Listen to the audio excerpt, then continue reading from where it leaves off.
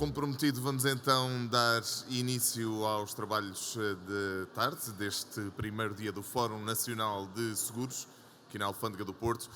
O papel da tecnologia na transformação de negócios vai estar em foco nos próximos minutos. Sobem a palco para esta conferência Helena Leite, é COO da Cleva Inetum, e também Nicolas Miclot, é analista sénior na Celent. A conferência O papel da tecnologia nas transformações constantes do negócio tem o apoio da Cleva Inetum.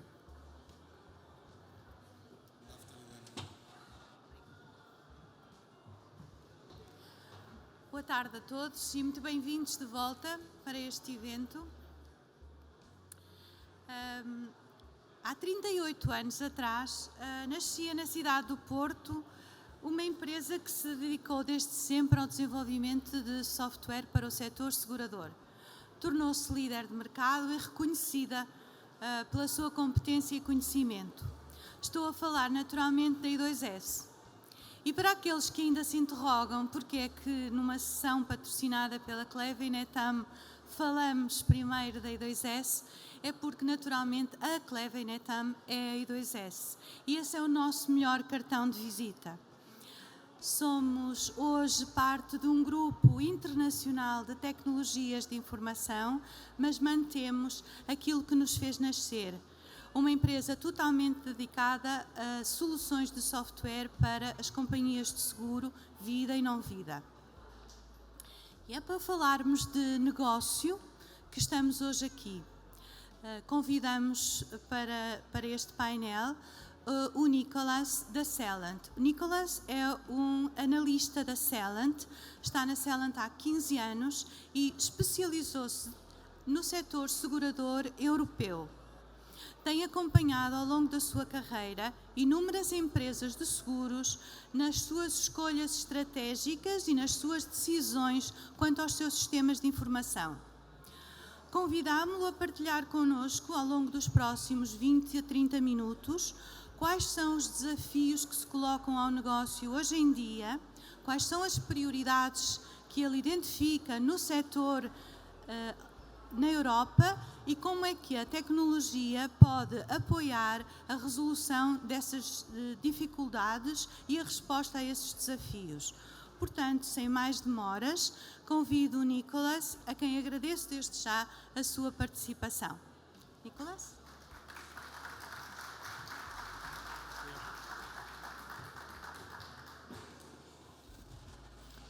Thank you. And thank you for having me today here. It's a pleasure to be with you. Sorry for my Portuguese, which is very bad. But I don't understand everything that has been said by Helena, but I'm sure that it's very good stuff. So thank you, Helena, for that. So today, I wanted to spend my time with you in order to look at the challenges insurance are currently facing. And in this morning's sessions, it's been a lot of discussions about the main challenges, the main difficulties, the main problems that insurance companies are facing. I'd like to review those with our words, the Celent words, and then trying to get to more or less what technology can help with, because we think technology can be a very strong enabler in the insurance industry. First, let me introduce myself, even though it's been done already. Currently, I'm dealing with digital proposition at Celent. Celent is a research and advisory firm, part of the Oliver Wyman Group. We have offices all over the world, and we focus purely on technology in financial services. I come from the insurance industry. I have worked in the collective health, accident and life insurance internationally and have joined Celent 15 years ago. You see that what we want to help our clients with, it's making better technology decisions. So we've discussed or we've heard this morning, for instance, from Prévoir panel about digitization. These are typically the kinds of topics we deal with. But today, again, I came to discuss about the main challenges we face in insurance. And these challenges are very business-oriented. Technology can help, but overall, we think that this should only be seen as an enabler and not necessarily as an investment per se that needs to be done. So my presentation will be about the challenges. I will try to expose you what I think are the key challenges. I will show you also some of the results of our survey we do every year with European insurance companies, trying to better understand what are the chief information officers in insurance, what are the key business priorities when making decisions in IT. Then I will move to the technology part and why we think this is an important part of everyday decision for insurance companies if they want to succeed in the future. And then it's our recommendation in terms of the focus insurance companies should put on these different types of technologies in order to enable the business. There is also at the end a Q&A session. If you have any questions, even in Portuguese, do not hesitate to ask them. I will not understand a few words, but Elena will certainly be there to help me answer those questions. So what are today's challenges in insurance? We think that we can put them in 4 key boxes. So we've discussed before the COVID impact. It's been a lot of mention about COVID, what it has changed or what it hasn't changed. I will explain you in more detail what we've seen in terms of the reaction, the immediate reaction to the COVID pandemics, especially the lockdown by insurance companies in Europe. But more or less, we've seen these main aspects of the pandemic. First, underwriting margins. And interestingly, it's not been that bad. If you look at many of the product, especially in P&C, it's been less claims. Of course, in motor insurance, people were not driving, so manifestly for insurance, it's been pretty good. But it's been also a massive surprise. Sudden restrictions in many aspects in the way insurance companies work, where employees work. So it has brought a lot of questions, especially in terms of working from home.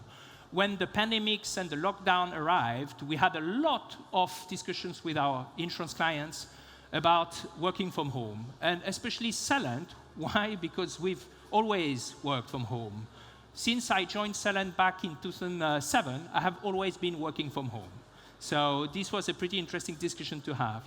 And then, of course, and this is maybe the main impact, this is the cyber threats. You're all aware that we've seen a boom of cyber attacks in the world, and insurance companies have been also very much impacted. Last year, CNA, one of the biggest insurance company in P&C in North America, has been the prey of a ransomware. They had to shut down the website for 2 weeks, and they had to pay $40 million US. So this is very massive. The second point is the economy. So I will not teach you that interest rates have been low, very low for quite a long time. If you're old like me, you know that it was not the case in the 80s, but manifestly now we are seeing a surge again in the inflation. Central bankers who have been very accommodating over the past 20 years, especially following the subprime, have now to take some tough decisions. We've seen also that the financial markets have been very erratic over the past few weeks, especially the technology market, the NASDAQ, etc. And this has a very strong impact on the insurance business. It has a strong impact on the insurance business because for many years, insurance companies have more or less offset sometimes their bad underwriting results with very good investment results. So it's gonna add uncertainty to the market. The consumers, I'm sure that you all have children. You know that on Friday afternoon, generally they like going in the street and complain that we don't care about the ecology. They sometimes like demonstrating in front of banks, even insurance companies, because they think they don't invest carefully and with a sustainability view on different assets. So we are seeing a big change in the way young people and consumers see the financial services industry and see insurance companies. And also, they want to have more diversified means. They want to be able to interact with their companies, their insurance companies, in a more, I would say, intuitive way. And more or less, this is also what's been discussed in a few panels this morning when we were talking about digitization. The last topic is environment, global warming, sustainability, social responsibilities, what is now summarized also with the 3 letters acronym ESG. We've talked about that this morning too. And these are more or less the main challenges, and I would say macro business challenges for insurance companies. And this is in this environment that CEOs, CFOs have to make decisions going forward. Let's talk about a bit more about the COVID impact. So these are 2 charts, one for life and health insurance, the second one is for general insurance. What we do every year, we do a survey with chief information officers of insurance companies, asking them what are their key business priorities that will influence the investment they will do on technology. And we've asked this beginning of 2020, and then we had this lockdown. We said, oh, we need to reassess this. So it was in April, May, when all the cities were closed, where people were home, and when insurance companies had to reassess more or less their investment in technology. And we see here what's been the result. So more or less, higher, much higher impact. This is the types of goals that have changed because of the lockdowns. And you see, cost reduction has been all over the place. So more or less, CIOs, when they were thinking of going for growth and retention, maybe going for some specific innovation program, they have totally decided to change their mind because of the uncertainty of the lockdown, and because also what was the main problem was to ensure they can continue their business with a working from home environment. So here, what I want to mention here, cost reduction has been the main topic for those insurance companies during the lockdown, and this has been a major impact for 2020, a bit less for 2021, because they have managed to capture how they needed to deal with this. But the COVID has had this strong impact in behavior, in terms of business goals, and in terms of investment all over the place, and not only in technology. The second slide I want to mention about those 4 points is the economy. So here I will not go into the details, but more or less there are different impacts, especially in terms of low interest rates, and upward pressure on premiums, lower demand for insurance products, decline in investment income given portfolio composition. And now that we are going to see also some uncertainty around inflation, we are seeing also the market starting to anticipate what would be the consequences, especially on the bond markets, on the equity markets. So this is where we are going to see a lot of changes, and at least a lot of uncertainty. I'm sure there are some CFOs here, and for the CFOs, this is certainly a very difficult time, and this is going to be kind of difficult to anticipate what are going to be the ECB or the Fed policies going forward, especially in September, based on what we can expect in terms of inflation. I want also to mention that there is a big difference between the banking business and the insurance business. Banking is mainly about assets and asset management. I know that if there are bankers here, they will say, no, it's not only about that. But I think what is more difficult in insurance, it's more about the adequation of the asset and the liability side. And you need to find the right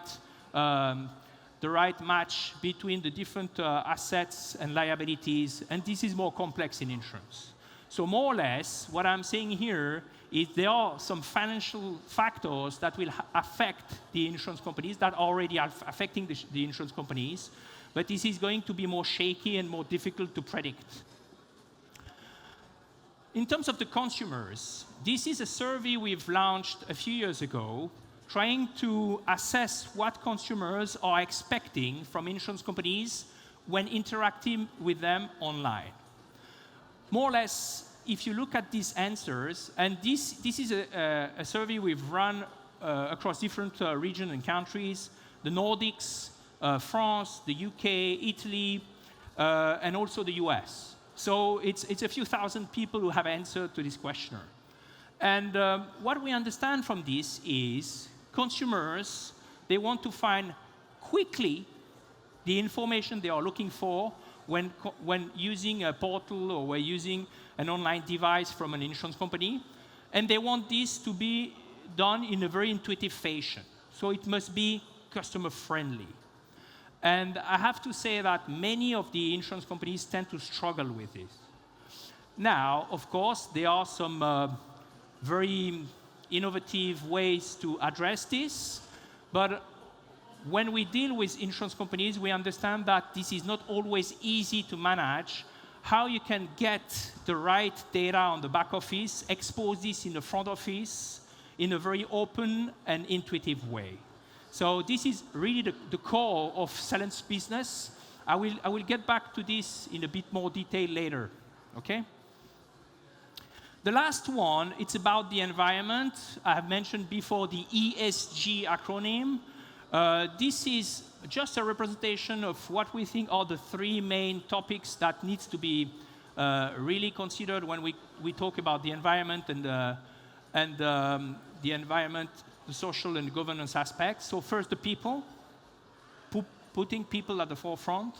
Protections. There are some types of protections that need to be focused on in order to address this sustainability issue. And of course, profit, you need to make this in a balanced way in order to be able to more or less fulfill some kinds of responsibilities you have around these climate problems. This is more and more, and getting back to this slide, this is more and more also something that is important for the younger generation. And we are going to see more and more pressure on insurance companies, not only insurance companies, financial services firms, around this topic. Okay, I have mentioned those 4 key challenges. I have tried to explain them, what we see in terms of these challenges. These are, again, the high-level macro challenges we see in insurance. But what are the priorities, especially of the chief information officers, looking at trying to help the business tackle some of the big issues? So if you look at this year's result of our survey, we see that insurance companies want to get new growth. They want to find new market share, accumulating premiums, etc. They have also to face regulatory requirements. This has been on the top 3 of our ranking for quite a long time. And you are part of the EU here, and you know well what it means. You've all been through Solvency II. You've been through the insurance distribution review. You've been also through GDPR, so you know that it's a lot of new regulation coming. Of course, IFRS 17 is also in the plate. So more or less, this will not help you get growth, but this is something you have to deal with. Cyber is in the 3rd position. And cyber is in the 3rd position because we've seen the COVID, because we've seen many insurance companies trying to tackle this issue and trying to improve, reinforce their protection. What might be a bit surprising to you is to see ESG being at the very bottom of this ranking. ESG is at the bottom of this ranking. This is, again, a survey which discuss about a region we call Europe, Middle East, and Africa. But if you look at the UK market, for instance, ESG is way more important. Even if you look at some of the continental European market, for instance, France, Germany, Switzerland, to a certain extent Spain, ESG is also more important. That said, insurance companies are a bit late or not as progressed in terms of their investment in ESG and considering these kind of solutions. If we compare with banks, for instance, or telcos or other companies. So my prediction is ESG will go up, and we've heard this morning that ESG is a topic, climate, sustainability is a topic. We think it's gonna go up. We think cyber will become also more and more important. And then, of course, we expect process optimization to be also on top, because insurance companies need to be more efficient in terms of their technical ratios. Again, I get back to what I said before in terms of the financial challenges. If the financial markets are more uncertain, if it's difficult to show positive investment results, it means that you need to do your core business well. It means that the key technical ratios that are the loss ratio, the combined ratios, need to be perfect. And therefore, you will have to promote this process optimization, cost reduction will be on top of the preoccupation going forward. Okay, so if there is one slide you need to remember from this presentation, I think it's this one. So remember, it's 13. I did this on purpose, so 13. What we want to say by this is simple. Insurance companies have been very traditional in the way they support their client. They have some periodic interactions with their clients, so customer experience needs to be okay or perfect when there is a claims, when there is someone willing to buy a policy. But now, they need to move on and start being able to be perfect every time, everywhere. In life insurance, where more or less the interaction are very event-driven, I get a policy, I get married, etc., but insurance companies need to have more frequent interactions in order to anticipate these very important moments in life, in order to propose some new services, some additional products, etc. And therefore, they need to have a continuous interactions with their clients, and they need to actively manage these events. And to do this, you need to have the right tools. And in this context, what we call the digital channels are important. It can be apps, it can be portals, it can be whatever, but it should be something that will allow an insurance company get the right data about a consumer or about a client at the right time, manage also the signification of this data, turn this into some very important decisions going forward. In terms of pricing, insurance companies in the past have been very focused on the probability of having a claims based on a certain types of risk to be underwritten. This has been mainly cost-based by age, tiered. This is what we call tiered pricing. More and more, we see insurance companies using utility behavior-based. It means what? It means how is a client inclined to think about an increase of price or a decrease in price, buying a new product based on this behavior, based maybe on the moment of the day, based on the day of the week. We've seen this in the UK. The UK market is very advanced with this, especially in motor insurance, because it's where they sell a lot. A very good proportion of motor insurance is sold online in the UK, and they use live field test pricing optimization technique, which is not tiered pricing, but mainly utility behavior based. And this is where insurance companies need to go. Capabilities, insurance companies should be seen more and more as specialists. You can be an insurance company, okay, you're an expert in underwriting a risk, but you need to understand that for the vast majority of your clients and consumers, they don't even know what is a risk. So the question is, how can I be a specialist more than just paying a claim, but offering any kind of services that will help your client anticipate, protect themselves, and then deal with the crisis moment, which is the claims. So it's more than just being someone who pays a claim. And the most important of this is the orientation. Insurance companies have been very process-oriented. Okay, I get the data from a distribution partner. I use this data. My underwriter look at this data. They analyze the potential risk. They price it. They get back to the distribution partner. They issue a policy, blah, blah, blah. This is very process-oriented. Same for claims, same for CSR, so call centers, etc. What we think is important, and this is the core of digitization, this morning I haven't heard any clear definition of what digitization means.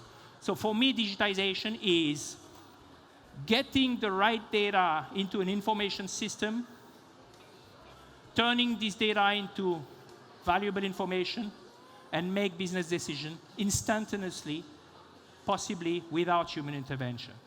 This is transforming what I call process that takes hours, even days, even weeks sometimes, into 1 second, 2 seconds. Is it possible? Sometimes it is. It's just a matter of how you allocate the different resources then you have in order to make sure that, for instance, for underwriting, there is a black and white, at least as long as this is in the strategic pricing model and underwriting acceptance, you need to be able to make the decision about this underwriting pretty fast, almost instantaneously. But for the 20% left that are a bit middle or even a gray zone, then you need to dedicate your people there. So currently, this is something that insurance companies struggle with. Okay, what does it mean in terms of the value chain? So I like getting back to the insurance value chain and trying to see what they do well, and especially around customer view, customer journey, risk assessment exposure, channel management, premium investment profit, self-transactions. Here, what we've tried to do is to look at the insurance companies that have been the main players on each market, right? Here we have seen a lot of very strong companies, Fidelidad, Zurich, AXA, Ageas, etc. Where are they good at? We think that insurance companies tend to be very good at some aspects that are mentioned here. Now, there are some new players coming and trying to challenge them. It's more or less what we call the new business startups, players, insurtech sometimes, not only focus in technology. And these guys are focusing on this, the customer journey, customer view, data. They are focusing on the way insurance companies can better work with channels, or even directly. What I want to say by this is it a way that insurance companies could think of getting back and look at their value chain, trying to say, okay, we think we are pretty good at this, we think we are great at this, we think we are poor at this, and try to map all those processes that are related to those different big steps in this value chain. And based on this, think about, okay, if we are poor at this, would it make sense to identify maybe a new startup, maybe some companies who have the capabilities to complement where we are very bad, and possibly in a process which is not a big value add, you know what I mean, where you don't make a bunch of money. I think insurance companies still miss this evaluation, and very often they don't understand that it's better to focus on some of the key processes and do that well, and then look at potential partnerships, and this is the word we've seen more and more coming now, try to build an ecosystem in order to be able to offer these capabilities. Again, we are talking about capabilities, but capabilities, this is business capabilities. The question is, where does technology fit in these business capabilities? Technology is the means that will allow insurance companies acquire these business capabilities. It can be internal, but it can be external. So let's have a look. If I look at these different aspects, there are some technologies that are very interesting for insurance companies that will help them get these capabilities. And so here we've just listed a few. Of course, some of them are pure, or not pure, but they are kind of marketing buzz, if you wish. Blockchain, I'm sure you will say, oh, blockchain. Oh, it's been 10 years, we promised a lot of things about blockchains, and beside the Bitcoin, nothing happened. There are some interesting examples leveraging the blockchain technology. It's not a lot, but they are. There are also very important aspects which are in relation to data. And for instance, to better capture the customer journey, you need to do a better job at getting access to the data that will help you better profile the customer, anticipate potentially his behavior, and then being able then to provide the journey that is needed. Remember this slide about the consumers? They were saying we want to be able to find quickly the information we are looking for and with an intuitive user interface. So you need to have the right data in order to be able to do this. We are talking a lot about machine learning. We are talking a lot about straight-through process, or what we call now more and more claims automation or optimization. So all these aspects are things that are very important. Here they are just examples of technologies that could have an impact on the insurance value chain. This is part of a report about the integrated insurance ecosystem that my colleague Max Eng, based in Singapore, has written. We like showing this slide because this is a good view of what insurance companies have been doing at a high level. But of course, when you want to acquire, as part of these capabilities, you need then to detail them, and then you need to see which type of technologies will help you get to this point. And as soon as you've identified that, maybe you already have them. Maybe it's already in-house. You just need to develop maybe further some of the tools, or maybe get the right people at the right place in order to do this. But it's very important to map these capabilities and then see what type of technologies are needed. And if it's not already in-house, then there is the question of how do we acquire them? Partnership with an excellent partner, or whether it's development, or whether it's buying a specific core systems or a specific system solutions on the market. So this is what we advise insurance companies to do. Every year, we like going on the market and seeing what insurance companies have been up to. Every year, we open a kind of contest, which is called the Model Insurer Award Program. Insurance companies who are proud of specific technology investment initiatives they've gone for, they come on our website and they share with us what type of investment they have done, about which part of the value chain, the type of technology they have decided to go for, the key metrics, quantifiable and non-quantifiable benefits they have derived from the investment. And as part of this, we try to evaluate using 5 different categories, which are the best investments. Almost every year, we get about 100 submissions to this, and about every year, we are pretty strict. We have about 15 winners, where we really think that these are great stuff. And customer and distribution management experience, this is a hot topic.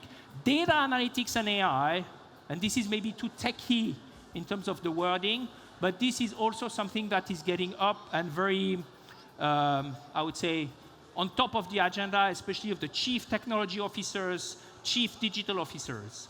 Digitization today and for the future, here we are more talking about this aspect of optimizing the business processes and trying to see how some specific technologies and sometimes partnership with technology players will help get this value chain being more efficient. Innovation, InsurTech ecosystem, this is more about the execution, because we've seen so many insurance companies having great ideas, great concept, but then when it comes to make this happen, this has really, really failed. So there are some principles to respect when you want to make sure that people can work together on the main goals. And believe me, this is very seldom technology which is an issue. This is mainly communication and people. The last one, which is a very important one, it's about legacy transformation. You cannot really think about digitization if you still have to deal with very obsolete type of system on the back office. Again, when we talk about digitization, we want to optimize, we want to rely on data, we want to be able to expose specific data that you have in your back office system in the front end, so it means that you need an open architecture, API-based. So these are 5 key topics that insurance companies have been working on from a technology perspective to help the business. If I look at our prediction, so here on the x-axis, you have more or less the next 6, 10 years, 26 and beyond. This is more difficult when it's too long. And then 2 main aspects, the operation, middle and back office, business model, front office. This is mainly where it influences, or at least it impacts, the clients, the distribution partners, etc. And we've tried to map some of the different types of models or technologies that could have an impact here. So I will not go into a lot of details here, but I'm sure that you are already working on OCR. I have learned today from Prévoir that their digitization involve automation of documentation, inbound documentation by scanning. RPA, of course, and now we are talking about more smart RPA, customer assistant, customer empowerment. You see, this is very much about empowerment of customers. The systems on the back office, and I have already mentioned this, API-oriented microservices architecture, cloud-native systems, more and more. And this is what we see, especially with Cleva Insurance Solutions from Inetum. They are investing a lot of money on these aspects, API, in order to enable this front-end digitization. So this is what we are going to see going forward, and we are very curious to see whether our predictions will be true, right? So we assess this pretty regularly. So what are our recommendations for insurance companies? If we look at,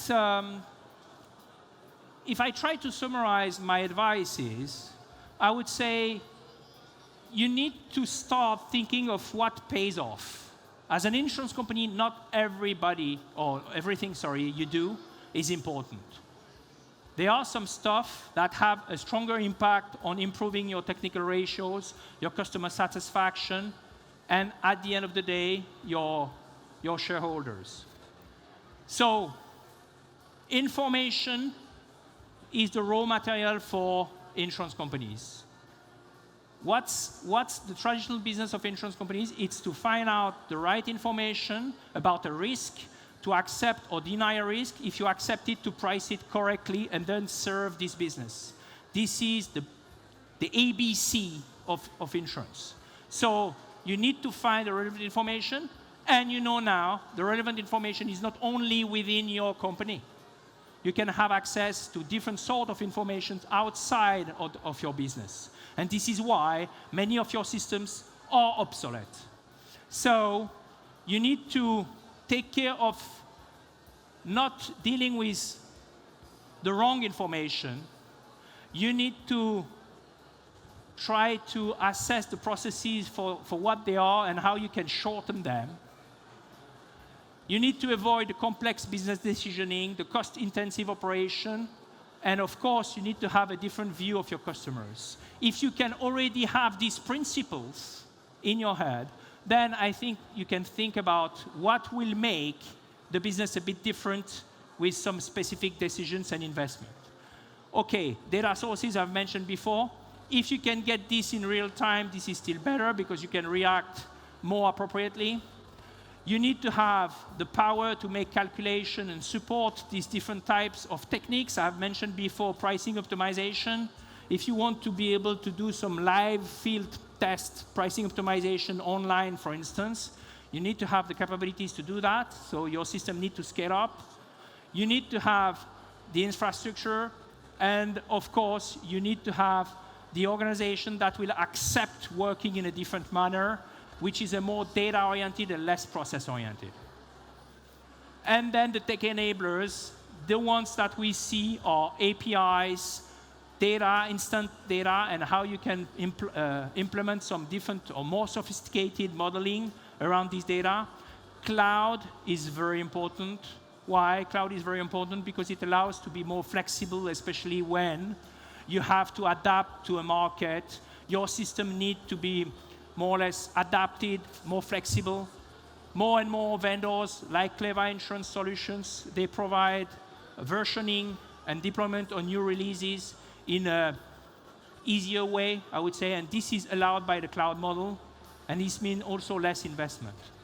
So more or less, this is my recommendations and where insurance companies should look at when it comes to making these technology decisions.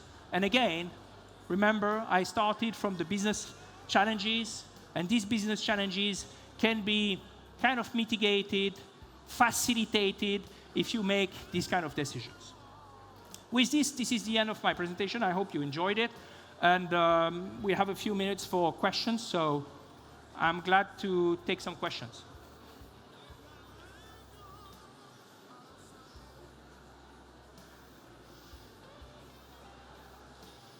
I was so clear that it's no question. Maybe there are some questions over there. No, anyway, I will stay for some time here. If you want to have a discussion, do not hesitate. I will certainly stay by the stand here on the left. And otherwise, you can find my name on our website. I have my email address, my LinkedIn profile there. Do not hesitate to get in touch, and I'll be glad to start a discussion if you want. Okay? Thank you.